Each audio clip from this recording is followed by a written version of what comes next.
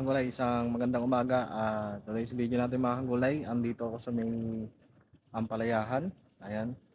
So, bale mga gulay, ang ginawa ko ngayon ay nag-spray ako ng ampalaya.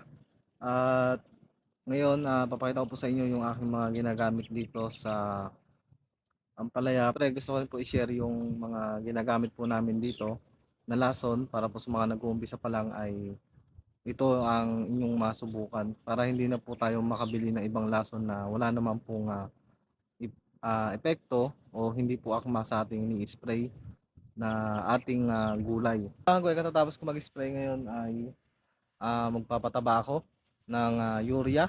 Ayan yung mapapansin niyo kulay dilaw na sako. At meron po tayong dalang triple 14. Ayan yung sa taas ng mismong upuan.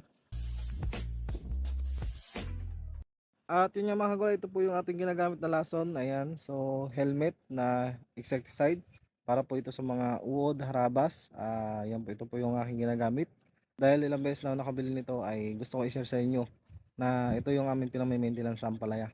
Bukod dyan mga kagulay, ito yung aking ginagamit at lagi kong sinasabi sa inyo na gamitin.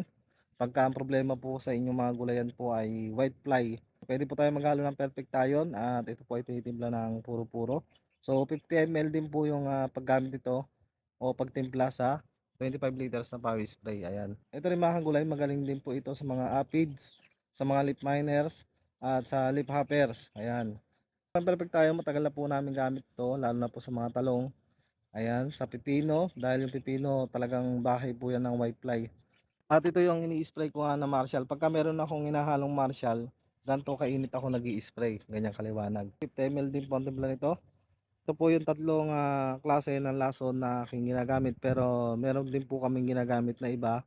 At yun nga, sa susunod na video ko na lang ipapakita sa inyo para mapakita ko sa inyo yung lalagyan niya.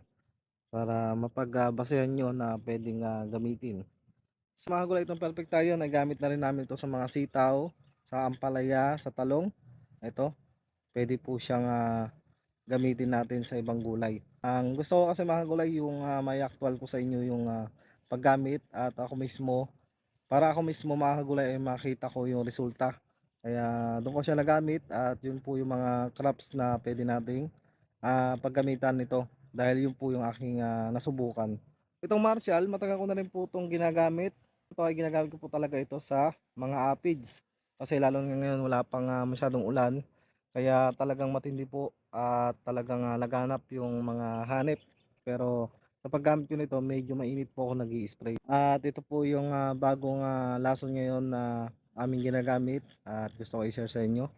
Ayan, sana po makatulong itong ating video. So the video, papakita ko sa inyo yung mga set ko ng lason. So ito po yung pinaghalo-halo ko. Kailangan po kasi sa lason ay alternate po ang paggamit, hindi po palaging isang klase lang at isang produkto lang yung ating gamitin. At ito mga kagulay yung dahon ng mismong ampalaya. Ayan, kung mapansin nyo, no? Berdeng berde siya at nakikita nyo na wala siyang mga white fly, mga aphids. At ayan, ito na po yung buko niya. Ayan, so ito yung area 2 na medyo na-late po yung pagdami o pagkapal. Pero sa ngayon po naglalabasan na po yung mga bagong talbos niya. At para makagulay kumapal pa at lumabas yung mga talbos na to at magdire-diretso na po yung pagkapal niya ay abonohan ko po ulit ito ng urea at haluan ko po siya ng 14. So bali kasi kaya tayo mag 14 meron na po siyang mga bunga. Ayan, so makikita nyo yun yung mga resulta ng aking pag-i-spray dito sa ampalaya at nakita nyo naman na napakalinis ng dahon. Ayan, napakakintab. At yun, abangan nyo yung next video ko para sa ibang detalye nung ginagamit ko pang mga lason dito sa ampalaya.